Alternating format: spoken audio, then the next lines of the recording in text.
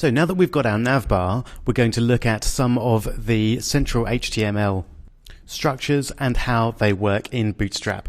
So we'll start with forms, and then later on in the video we'll look at tables. Now just before we do that, everything in Bootstrap that's in the main page content should be in a div called container, like that. And I'll just show you the difference.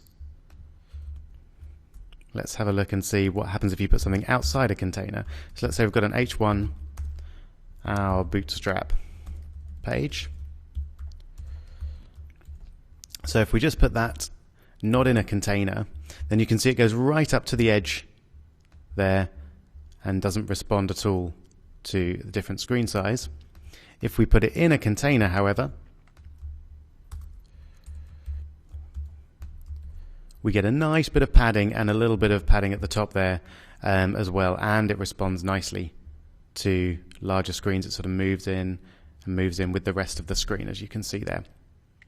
So that's the advantage of putting everything into a container. So let's keep our H1 tag, why not? And then as a quick bit of revision for you, can you remember how to create a form in HTML and put a single tag? We'll have an input tag with a type of text. Go for it.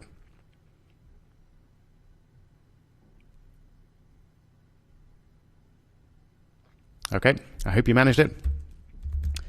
Pretty straightforward to put a form in. We just open the form with a form tag and then close the form at the end there. And then for our single input tab, we put input.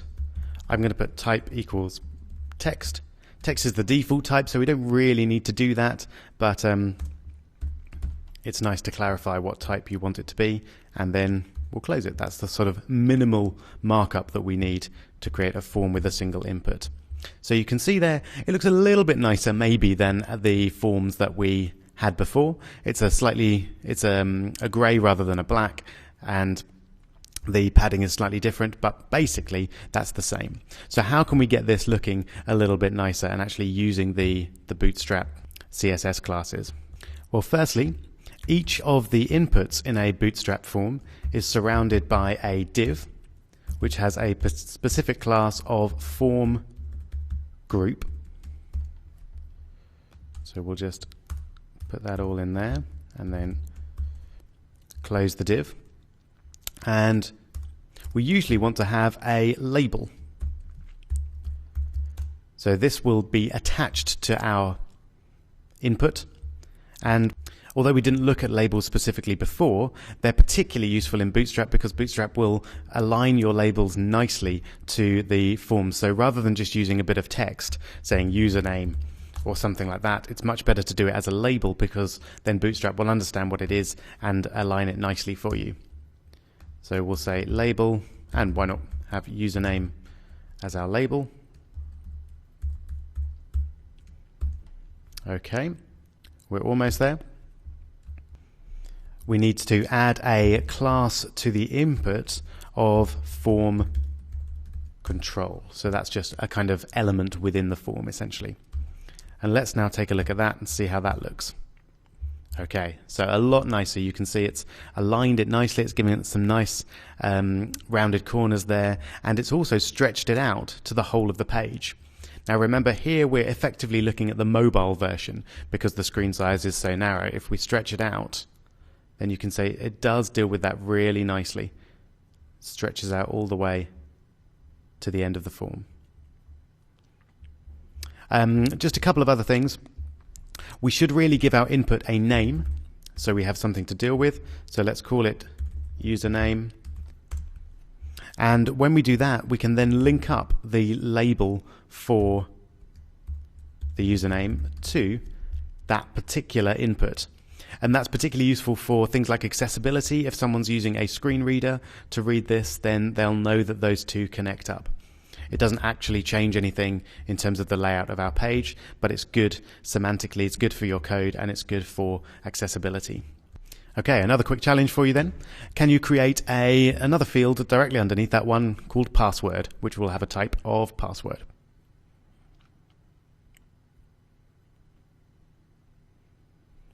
I hope that wasn't too tricky. It's just a matter of copying and pasting this code and then essentially changing everything to password. So let's have a new label, and the label is going to be for password. The name of our new field is going to be password, and the type is also password. Let's have a look at that. So you can see these forms are really nicely laid out. There's a good bit of padding, spacing. They're very pleasant to look at. And of course, that does the usual. It doesn't show your characters that you've typed. Now, as this is becoming a kind of login form, let's have a little checkbox at the bottom for keeping the user logged in. That is creating a cookie. They look slightly different. The construction for a checkbox is a little bit different. So what we do is class is equal to checkbox this time, not form group. Close the div. And this time the label actually surrounds the input. So we have label and then close label there, and then the input type equals checkbox goes there, and our label keep me logged in goes after it. So it's slightly different than what you might expect for checkboxes, but you can see that still displays really nicely and everything's moving back and forth. Okay, so the last thing we need in our form is a submit button. And we can either do that with an input or with a button. I'm going to go with an input for now. Either way is fine though. So we'll stick with that. We don't want a label for this input. So the type is submit.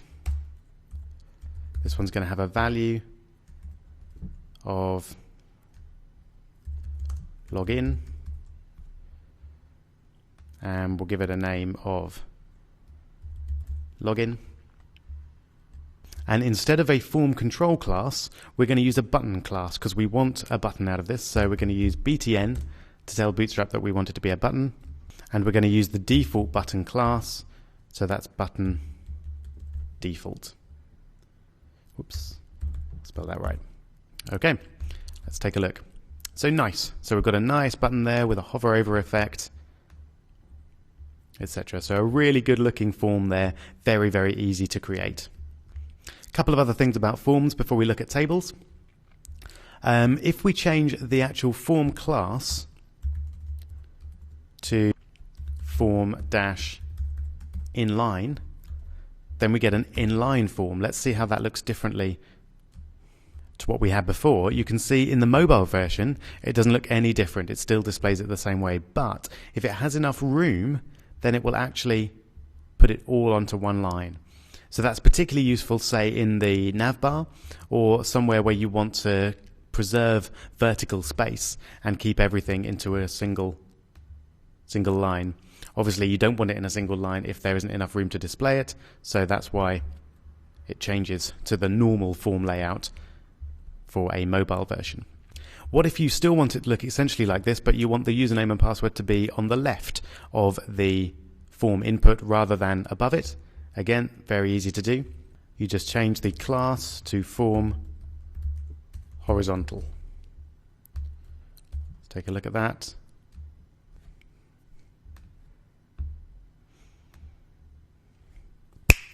And the last thing I'm going to show you is the different types that you can have on a Bootstrap form for the inputs. So if we get rid of type equals text, for example, let's say we want to have a date input. So we can change the type to date, and we get by default a nice date there. We can actually use a date picker. Don't have to create any code for that at all. It's all automatically in there. Or we can type it in directly, etc. So really handy. Just by adding the word date, you get all of this functionality nicely put in there. If you want to have an email address, then you can just put type is equal to email, and that looks exactly the same, but then we'll get a message,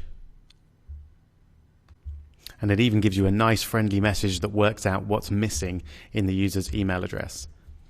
If we then put in a correct email address, or correct-ish, it'll submit fine. So I'm not going to go into forms in any more detail than that. In the getbootstrap.com website, you'll see a lot more detail on forms and a few other things that you can do, and a bit of information about other form elements like text areas, radio buttons, etc. But this will do for an introduction, and then you can play around a bit on your own with the information on the getbootstrap.com website. Okay, so that's forms. Now let's take a look at tables. So once again, a quick challenge for you. Can you create a simple HTML table with a couple of rows of data, maybe about you and your siblings?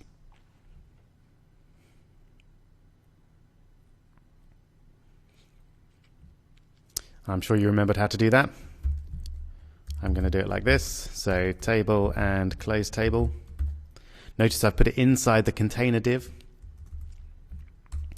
And then I'm just going to put my rows as single rows. So this will be my heading. So we'll just have name.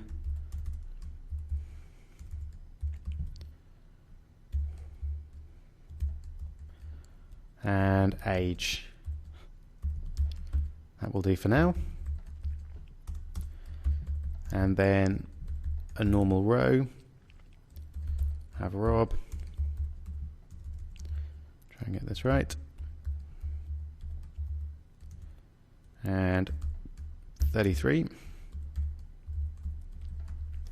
And then I'm going to copy that twice.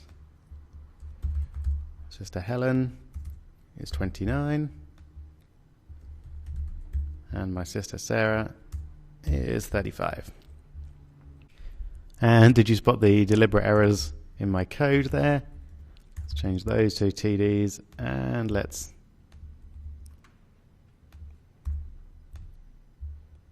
fix that, and also fix those. Excellent. Hopefully you made fewer mistakes in your table. So let's have a look. So you can see we've got a slightly nicer version than our standard HTML table. We've got the nicer font and the slightly nicer sort of grey colours, but it basically looks the same. So how do we apply our lovely Bootstrap formatting? All we need to do is add a class of table. And then when we refresh that, look at that. A lot nicer. So it's stretching out nicely to the end of the page, or the end of the container to be specific. And it's added a lot of padding, very nice. And if we stretch that out, it continues to look nice all the way through. Fantastic. So there's not that much more to look at with tables, but there's a couple of things that I'll just show you. One of them is the table striped class. So if we run that, you can see it's alternating the stripes. So you've got a slightly different background on the alternate rows, which is really nice if you've got some longer tables with a lot of information in. We can easily add a nice border by using table bordered as a class. Let's see. So just got a nice neat border around the edge. And finally, we can add classes specifically to rows. So let's add a class equals active. Let's go for a success class on my row, and then that gives me a nice green sort of color. And let's go for, no offense meant, but let's go for a danger class on Sarah's TD. And there we go. So we've highlighted those particular rows or cells within the table. So once again, check out getbootstrap.com for full details of how to play around with tables and other functions and features that you can get in. But this is just a quick primer to using forms and tables within Bootstrap.